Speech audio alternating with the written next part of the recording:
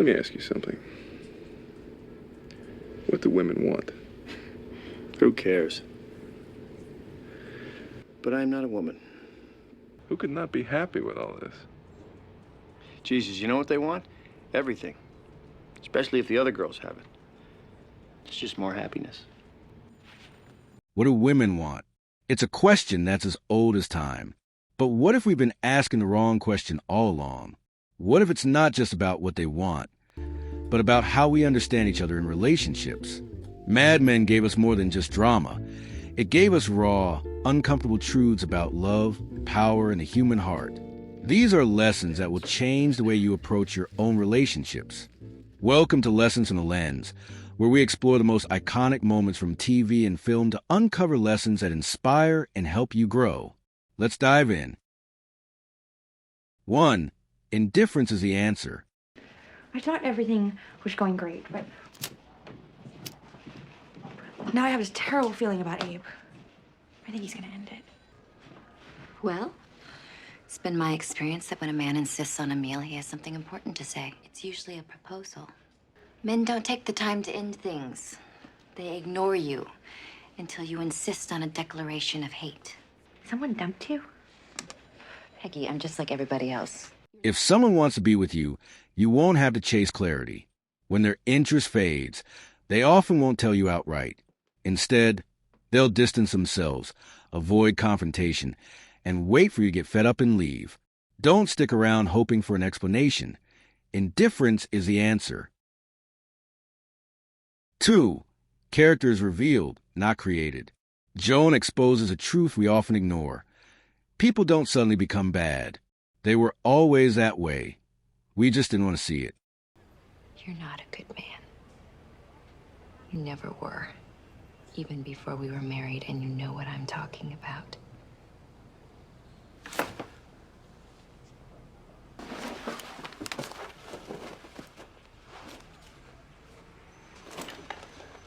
If I walk out that door, that's it. That's it. When someone shows consistent patterns of cruelty or selfishness, believe them. Stop making excuses for who they were before. That was them all along. 3.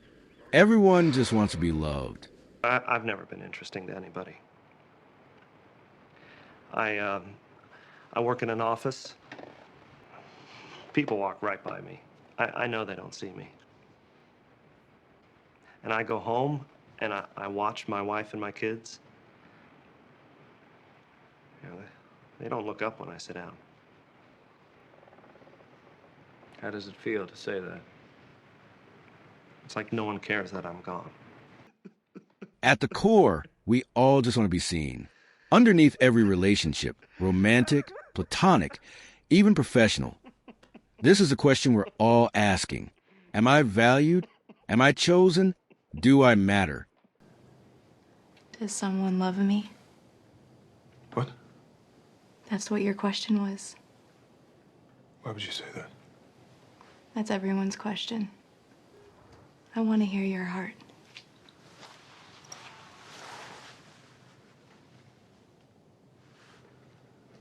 Oh. I think it's broken. You can hear that? I can't hear anything. Some people seek the answer in love, others in success, and some in destructive patterns. But the truth is, self-worth can't come from external validation. Because you started a business. We'll see. What are you doing? It's just a couple of little projects. Don't you want to be with me? Of course. But I don't know. Seems like this might be a chance to build something. Well, it's going to take all your time, all your energy, and all your attention. That's not true. It is. I did it. And you loved it.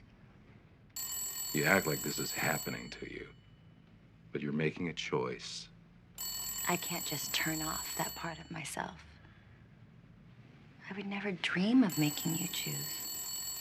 I want to be with you, and I don't want to be rooting for you to fail so that can happen. Do you want to get married? We can get married. No, I don't want to be back where I was. Hello, Joan Harris speaking. Could you please hold for a second? Richard, wait. You're being silly. Good luck, Joan.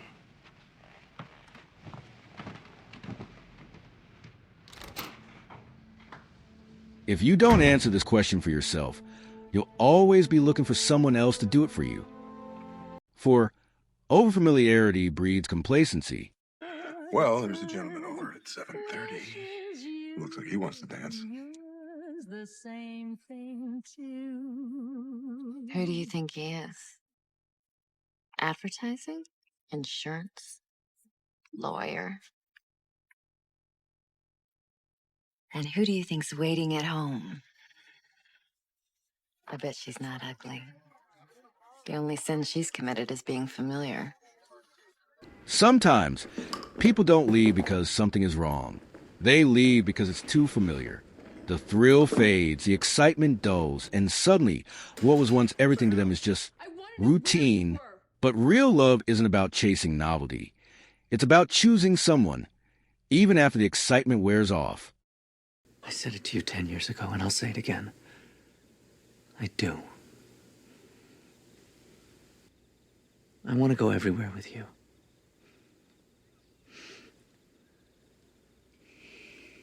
That said, maintaining intrigue and a sense of mystery in a relationship is essential. Being married or committed doesn't mean the romance should settle into predictability. Keep doing the things that spark the fire during the dating phase. I'm gonna go. And we're gonna have dinner on Saturday night. The three of us. Like it was the first time. Surprise each other, stay curious, and nurture the qualities that made you fall in love in the first place. While the way you express love may evolve over time, the intensity of love should not dwindle, but grow even stronger. 5. When it's over, believe them.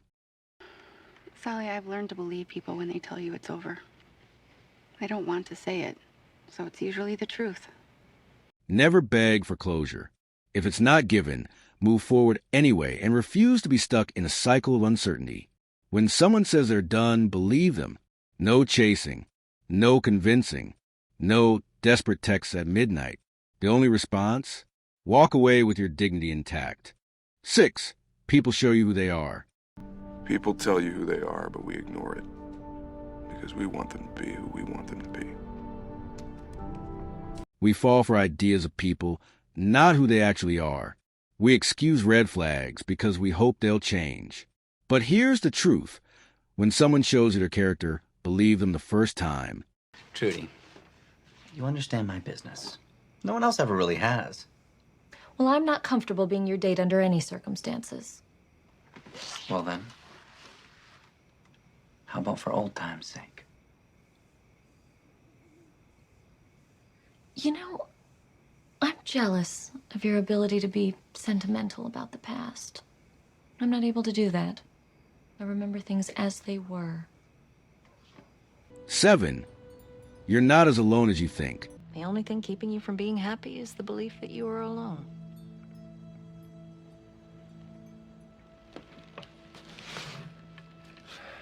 What if that's true?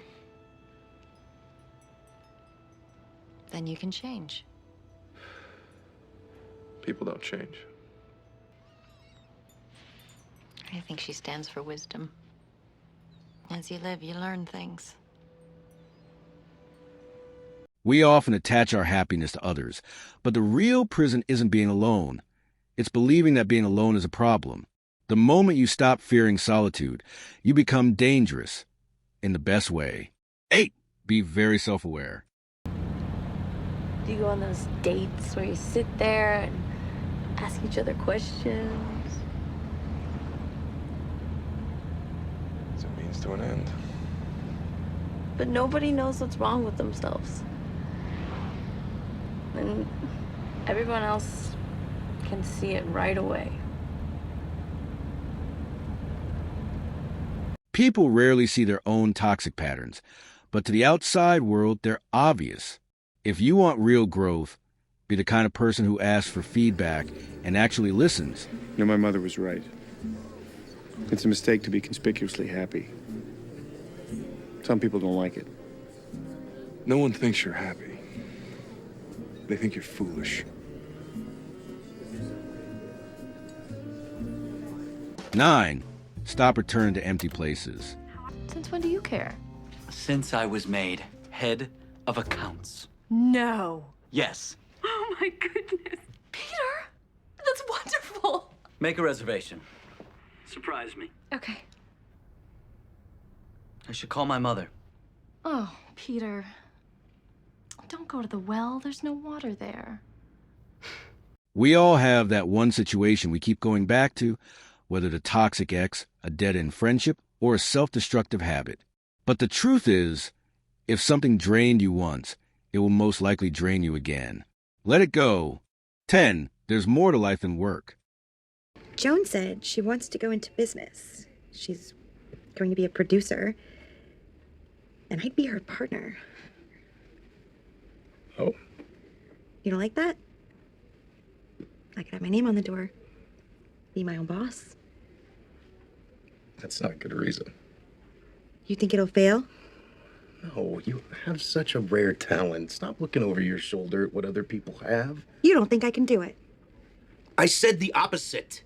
Peggy Olson spent years proving herself in a man's world, climbing the ladder, making sacrifices, believing that work was everything. But this moment captures something many of us struggle with, the idea that if we're not constantly chasing the next big thing, we're somehow falling behind. Peggy believes success means always reaching for more, while Stan finds fulfillment in what he already has. Neither of them is entirely right or wrong, but their exchange reveals an important truth. Ambition and relationships don't have to be at odds. You're just excited about being in charge. Working for a producer? That's not even what you do. You have no ambition. I'm just very happy being good at my job. I've got nothing else to prove. Spoken like a failure. I hope you're really drunk. 'Cause you're gonna need an excuse. Stan. There's more to life than work. I'm sorry I said those shitty things to you. I don't believe them.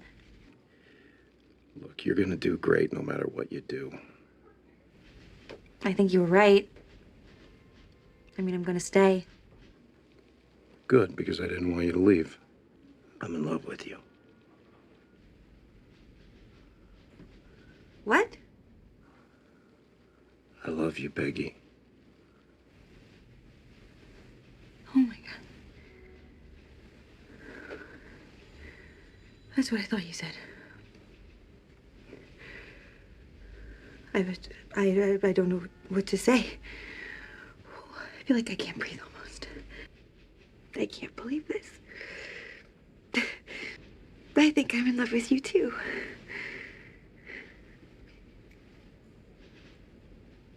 I really do.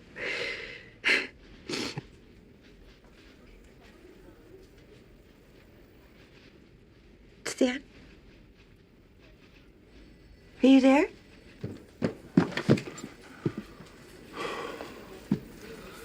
What were you saying?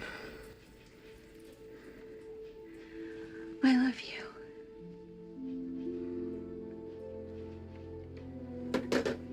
You can climb every ladder, win every award, but if you have no one to share it with, what's it really worth? It's easy to believe that success will fill every void, that the next promotion or big opportunity will finally make us whole. But in the end, no one looks back on their life wishing they spent more time at the office. You should go home.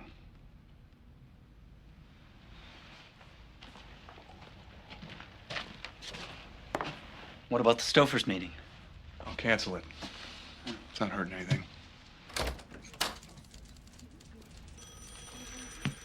There's life and there's work.